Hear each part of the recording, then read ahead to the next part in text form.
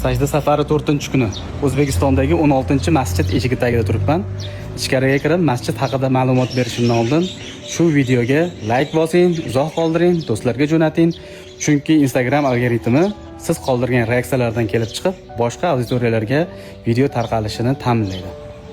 Bugun Farg'ona viloyati Tang'ara tumani Orziqul buva jome masjidiga bomdod namozini o'qishga keldim. Bu masjid tuman markazidan 20 km uzoqda joylashgan katta turk qishlog'ida joylashgan bo'lishiga qaramasdan juda ham chiroyli va fayzli masjidlardan biri ekan.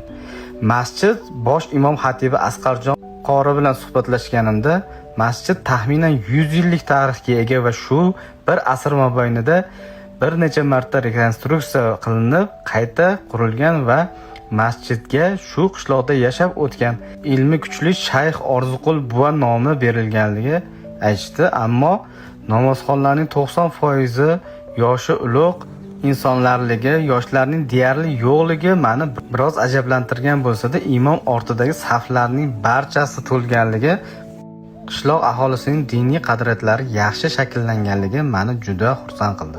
Bergan ma'lumotlarim yoqqan bo'lsa, bitta like bosib ketish esdan chiqmasin.